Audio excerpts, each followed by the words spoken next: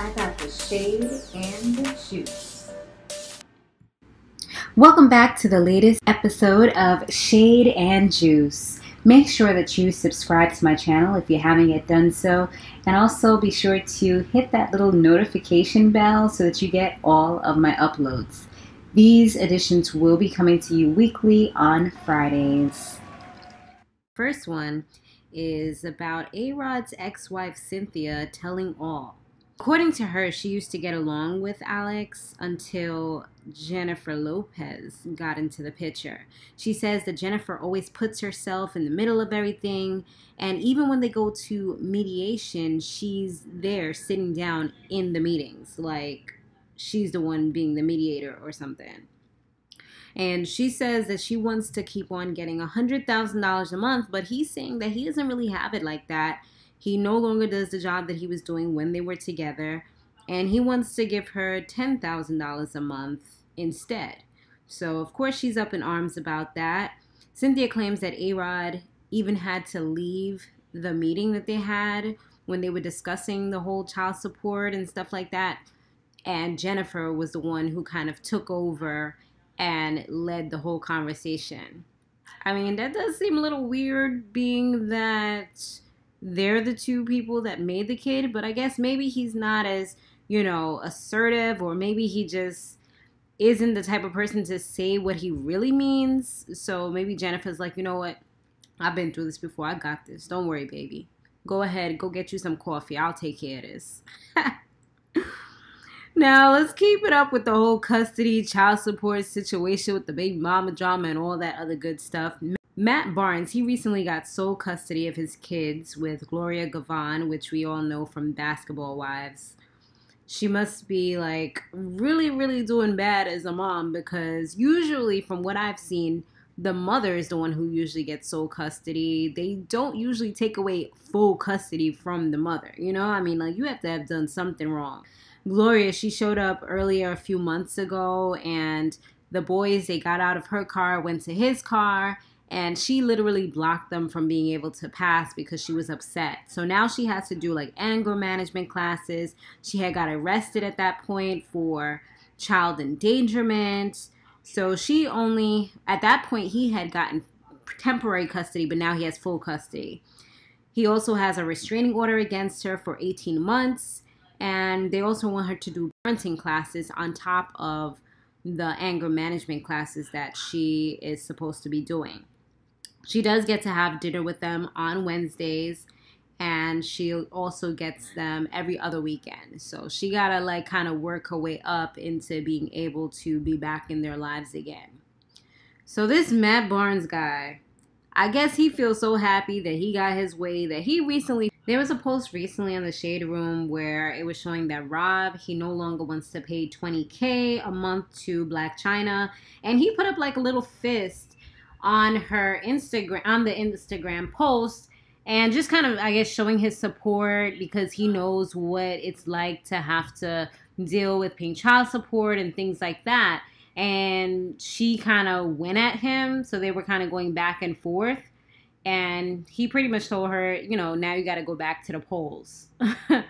So hopefully, Rob, from what we're hearing, he's not really doing so good financially. I mean, just because he is a Kardashian, yes, they have the money, but that doesn't necessarily mean that he's getting as much money as everybody else. I think he's probably the one that makes the least amount of money compared to all of the Kardashians. He's barely doing anything at this time. And I heard that he even had to sell part of his sock business, which no one even cares or really knows anything about. So, yeah. And she kind of took the bait and put up something showing all her cars in her house and saying that she doesn't get any child support from Rob. She doesn't know what he's talking about. So then obviously you don't need to have the money if you're able to do everything on your own, right? Cynthia from The Real Housewives of Atlanta and her boyfriend of 5 months are allegedly, supposedly, there's whispers going around through the grapevine that they're supposed to be getting married. At this point, they don't really live together. They live in 2 different places, 2 different cities, 2 different states. And Yeah, I don't really know if that's going to work out too well, but we shall see. Maybe this might be a better recipe than the recipe she's had in the past. I'm surprised because I felt like I heard her say that she didn't want to ever get married again, unless I'm wrong. I'm pretty sure that she had said that after Peter. But then again, sometimes people do change, especially if you find that right person. So kudos to her on finding love. Tekashi 6ix9ine, he was set to have a music video with Kanye West and Nicki Minaj, but it kind of went downhill before it even started, so they never really got a chance to actually film the music video. There were 8 bullet casings found at the scene of the crime. Well, the almost crime.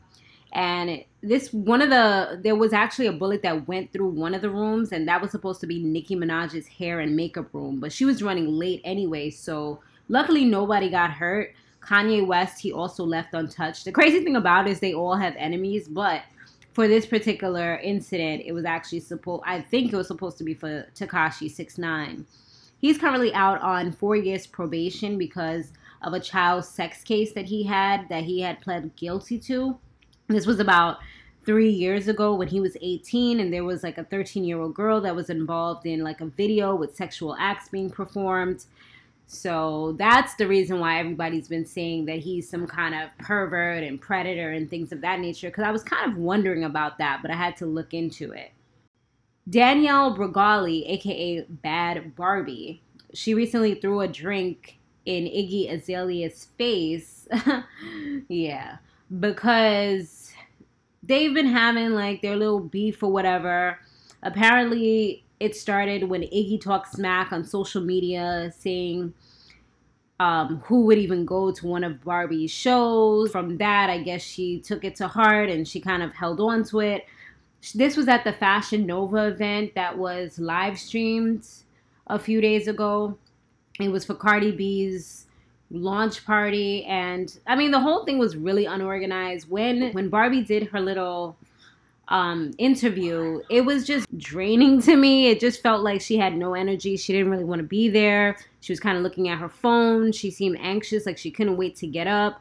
So her mind really wasn't in it. Maybe that's what was on her mind. She was thinking about getting at Iggy Azalea because it was a little after that it actually happened.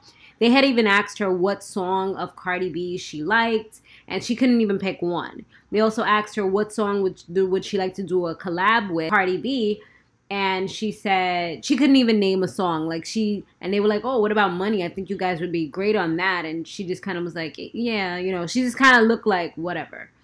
Moving on. So Iggy, she actually took to the internet. She spoke about getting a drink thrown on her and how she's a grown woman. And she said that she's proud that she literally just signed a new deal for $2.7 million. Can sign others, own her masters, 100% independent, and she's feeling like such a boss grown ass bee today. Okay? And finally, the last thing that I did want to kind of touch on was the passing of Kim Porter. She's also very known for being Diddy's ex, who has 3 children for him.